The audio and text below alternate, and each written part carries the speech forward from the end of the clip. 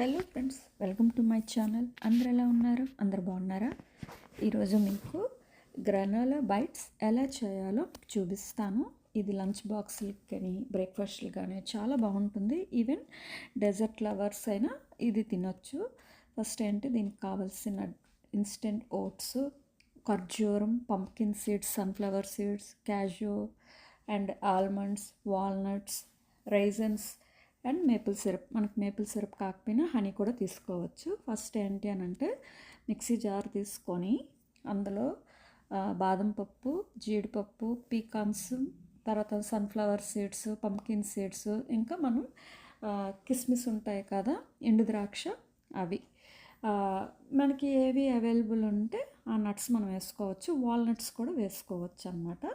ఇవన్నీ వేసేసి మనం కొంచెం పల్స్ కొట్టాలన్నమాట. మొత్తం మనకు పౌడర్ అవ్వకుండా చిన్న చిన్న కోర్స్ గ్రైండ్ అయితే మనకు సరిపోతుంది. ఇప్పుడు ఇక్కడ చూపించిన విధంగా మనకి గ్రైండ్ అయిపోయింది కదా. దీనికి కావాల్సిన స్వీట్ ఎట్లా వస్తుందంటే, మనకి ఖర్జూరము మనం పిక్క తీసేసి ఇందులో మనం వేసేసుకుంటే ఒక 4-5, ఆ తర్వాత అది కూడా బ్లెండ్ చేసేసి, ఆ తర్వాత మేపుల్ సిరప్ కానీ తేనె, హనీ, ఈ రెండిట్లో ఏది ఉంటే అది ఒక 3 to 4 teaspoons అన్నమాట. మనం తీసుకున్న క్వాంటిటీకి తగ్గట్టుగా మనం వేసేసి గ్రైండ్ చేసేసుకోవాలి. ఇది మనం ఎప్పుడైనా పల్స్ కొడుతూనే చేయాలన్నమాట. ఆ తర్వాత గ్రైండ్ చేసింది ఇట్లాగా ఒక బౌల్లో తీసేసుకుంటాము. తీసేసుకొని ఏంటి అని అంటే, ఓట్స్ ఉంటాయి కదా, ఇక్కడ నేను కొంచెం స్టీల్ కట్ ఓట్స్ కాదు, అంటే కొంచెం మందంగా ఉంటాయి ఓట్స్, అది తీసుకున్నా. మనం కావాలి అని యాక్చువల్గా మెయిన్ అయితే మనం ఇన్స్టెంట్ ఓట్స్ ఉంటాయి కదా, అవి వేసేసుకొని ఈ మిక్చర్ ఉంటుంది కదా, ఇది 1 కప్, అది 1 కప్ లాగా అలా తీసేసుకొని మొత్తం మిక్స్ చేసేసుకోవాలన్నమాట.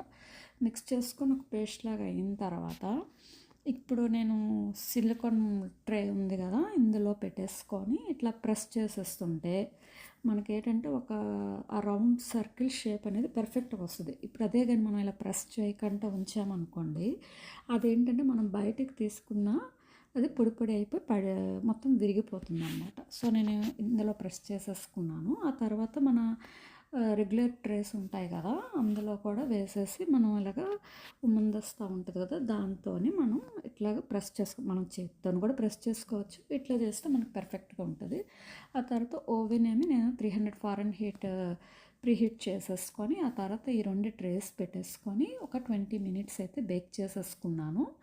బేక్ చేసేసుకున్న 20 minutes తర్వాత మనం అది బయటికి తీసేసుకొని, చల్లారిన తర్వాత బయటికి తీసేసి అది మనం ఒక చిన్న జార్లో పెట్టుకోవచ్చు. దీంట్లో మనం చాక్లెట్ ఉంటుంది కదా, చాక్లెట్ చిప్స్ వేసుకోవచ్చు. చాక్లెట్ సిరప్ మీద డ్రిజిల్ చేసుకొని కూడా మనం ఉంచుకోవచ్చు. ఇది కిడ్స్ లంచ్ బాక్స్కి అయితే పర్ఫెక్ట్ స్నాక్ అన్నమాట. సో ఎలాగో ఇప్పుడు మీకు స్కూల్ స్టార్ట్ అయిపోయాయి కదా, మనకి స్కూల్ స్టార్ట్ అయిపోయాయి కదా, ఈ డిష్ అనేది మనకు పర్ఫెక్ట్ అనమాట.